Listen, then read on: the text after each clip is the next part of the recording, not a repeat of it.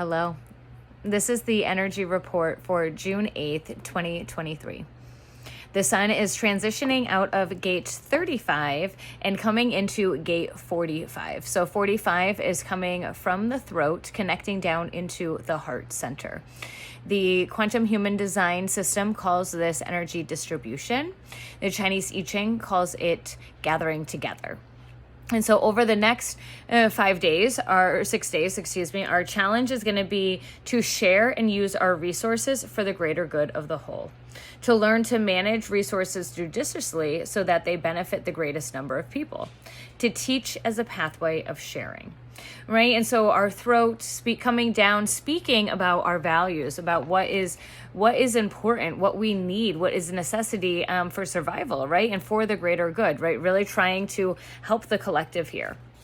And now we are in that first line. And so it is still the investigator line. We're really learning this energy. And so the key word is canvassing. The ability to promote and develop gathering together through the education of the uncommitted. The material direction lies in the education. The overzealousness that turns canvassing into the alienation rather than gathering of support. The drive for material that leads to the aggressive education.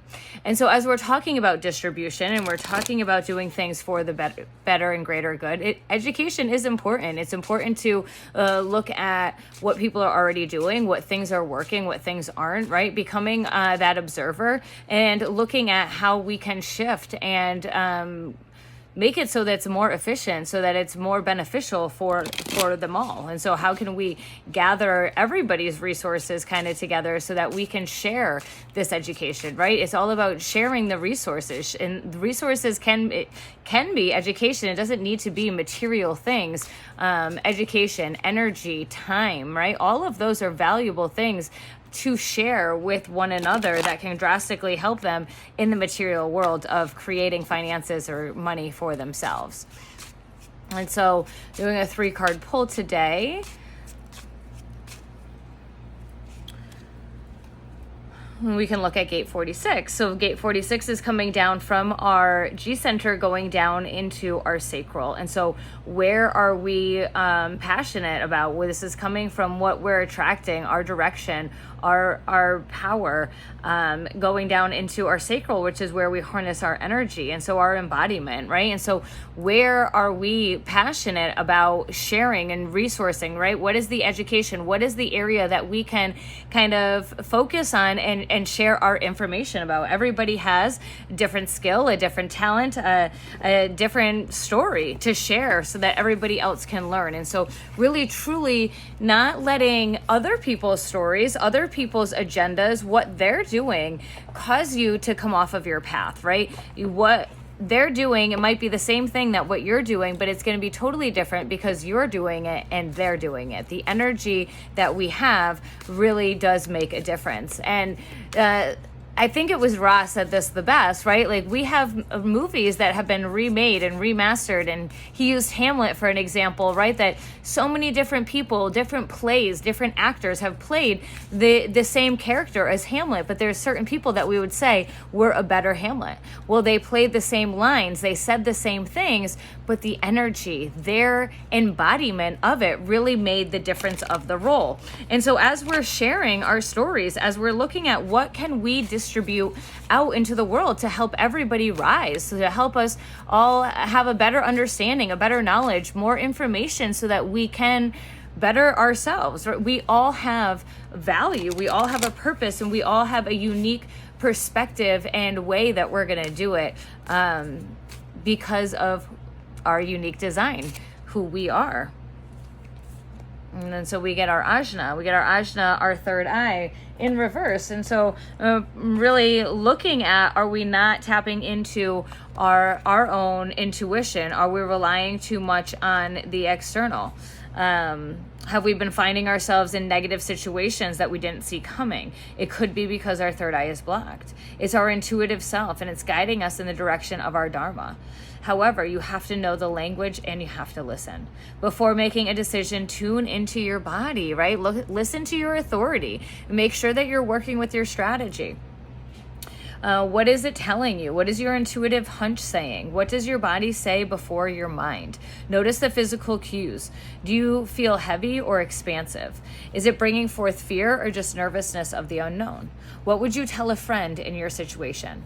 Before asking anyone for advice, tune into your body's wisdom and strengthen your third eye's vision.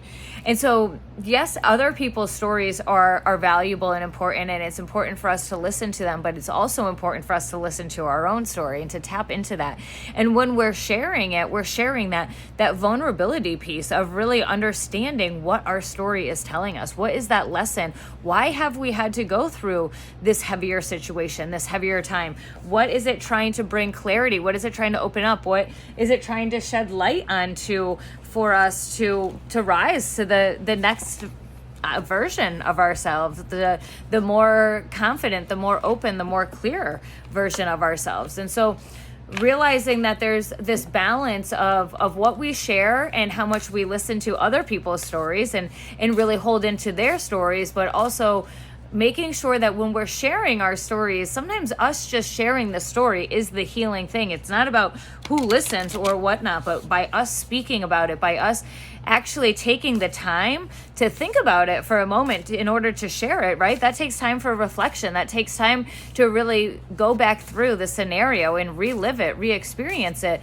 We get the insights. And so that's truly where the power comes from. We're the ones learning. Yes, it's beautiful when we see the ripple effect and we see other people learning from our stories and taking things from our stories and shifting and changing their lives. But the true power is that we're shifting and changing our lives from our story.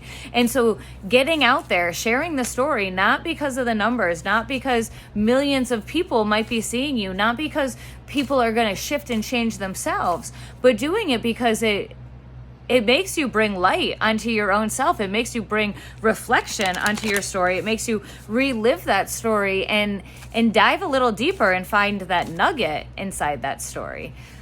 And so when we do that, what white light we'll get the 7 blessings of Eve. We get the 7 blessings of Eve. And so we have this serpent coming around, going after its golden egg.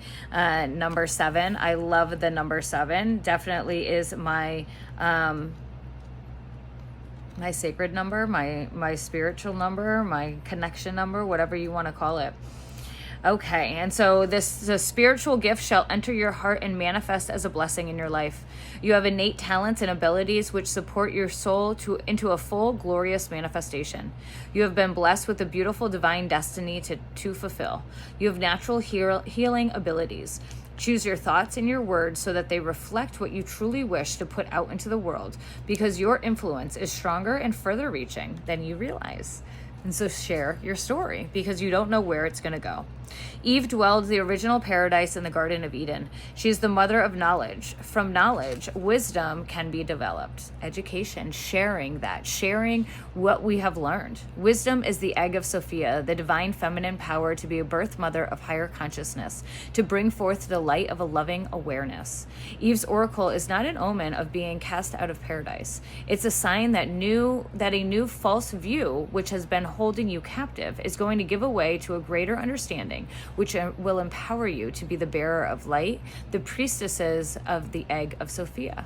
This oracle encourages you to seek the knowledge you need, not to be held captive by secrets or misinformation, and to know that the knowledge you shall be able to see will shed the false views, like a snake shedding its skin, and you'll grow into deeper wisdom. You shall know what you need to know, and you'll find your way to the truth. The truth, and speaking that truth and coming from that truth is that power. It is the key to the manifestation. It's also the key to really developing ourselves and really knowing ourselves. We need to turn in and look at our truth, look at those dark sides, look at those shadows, so that we can shed that skin, so that we can honor it, so we can see it, and then we can let it go to help us rise. This oracle also indicates a shift away from shame and confusion, perhaps feeling that you have something to prove, or that you are not enough, or that you have to atone for failing in this or in that other lifetimes. It's going to be released now.